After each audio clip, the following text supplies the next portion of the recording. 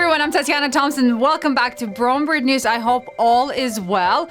Are you seeing any migratory birds in your backyard? I mean, the spring migration is full on.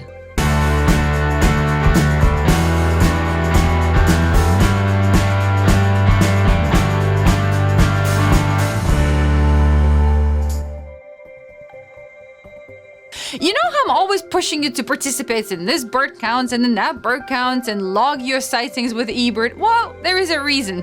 Because of your participation, Cornell has now been able to publish 500 interactive maps of birds going into their breeding grounds and then coming back. So basically, if you're wondering where your favorite migratory birds are, especially this time of the year, you can check out those maps and find out where they are at this moment. And recently, I've started getting emails from you asking when to put up your hummingbird feeders.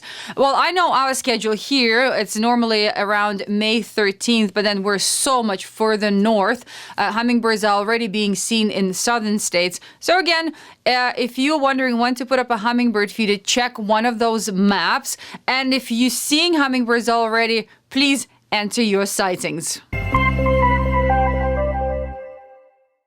Here's a question from Robin Smith. As an avid birder and current drone pilot, I have growing concern over news that the FAA is considering granting Amazon and other companies approval for deliveries by drones. This places the drones in the same airspace as our migrating birds, surface level to 400 feet. I have seen multiple articles regarding the importance of mitigating bird strikes surrounding wind turbines, glass buildings, and even bus stop enclosures. However, there are no articles on the potential risks this regulation places on our already endangered bird population. I'm bringing this to your attention in the hopes that someone is able to raise awareness and hopefully be involved in the legal process of saving our bird population from this proposal by large corporations in our country. Hi, Robin. You've come to the right guy with your question about your concerns about the concept of having drones delivering parcels and food items in urban and suburban neighborhoods and possibly colliding with birds. I've been using drones to study birds for 12 years now, and I'm fully aware of their potential for good and for causing harm. As for Amazon and many other companies delivering goods in city environments, I don't see this happening anytime soon. There's still safety issues to consider, as drones have an ability to break down and fall from the sky, or even perform what we call flyaways, whereupon they malfunction and stop responding to the programmed GPS and then fly off until they run out of battery power or crash into an obstacle. As for the birds, they're quite visual creatures which should be able to easily avoid hitting drones in their airspace. I would probably be far more worried about how peregrine falcons living in urban environments might react to a drone flying in its territory. Depending on the size of the drone, I'm pretty certain the drone will come out second best in an air battle with a bird that can fly 350 kilometers per hour in a dive. I'm still far more worried about birds being lost to free-ranging cats and invisible glass than to drones at this point in time. We ornithologists have always believed that many bird bones are hollow, ostensibly to make the birds lighter for flight. But not so fast, says Elizabeth Dumont, a bat researcher at the University of Massachusetts in Amherst. The actual story is a bit more complicated than that. The truth is that the skeleton of a typical sparrow weighs about as much as that of a mouse. So how can a skeleton of a flying creature look so delicate, but still be as heavy as a similar-sized non-flying mammal? Dumont measured the skulls, upper arm bones, and femurs of songbirds, bats, and rodents, and discovered that despite being thin and hollow, bird bones, followed closely by bat bones, are denser than those of rodents. And because they're denser, bird bones are also stiffer and stronger.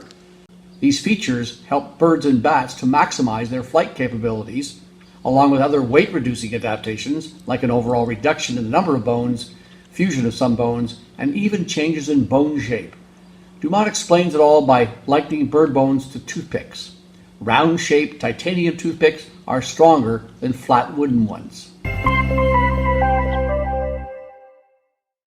I don't know about you, but I've never really wanted to have a pet parrot or parakeet just because I don't like keeping anything in a cage, and also having bird feces in the house doesn't really appeal to me. But at the same time, whenever I visited someone who had a pet parrot, I was so fascinated how smart these birds were, especially the ones that the owners spent a lot of time working and interacting with. And that's one of the problems. When people take on parrots, they don't realize how long these birds can live. A well cared for captive parrot can live up to 60 years. Well, in Japan, there is a place called Torimura, which literally translates to a bird village. This year, they're celebrating their 20th anniversary taking care of parrots whose owners have died. This is basically a retirement home for parrots and parakeets. Right now, they have about 150 birds, and some of them have been there since the opening of the home. Recently, a couple of officers from the Tennessee Department of Natural Resources were called out to help a bald eagle, which seemed to be injured. When they found the bird, they couldn't see anything obviously wrong with the bird, so they took it to a close-by sanctuary, and eventually the bird was released back into the wild. So what happened to it? Well, it turns out it had eaten so much it was simply not able to fly anymore. They also discovered from its leg band that this bald eagle was 24 years old, so not a young and inexperienced bird. But I guess in life, some things never learn that more than enough can be too much. All right, before we check up the top 5 and the winners on Birds and Seas photo contest, I want to remind you to please write the name of the bird on the picture that you are submitting to our photo contest. And now, the top 5.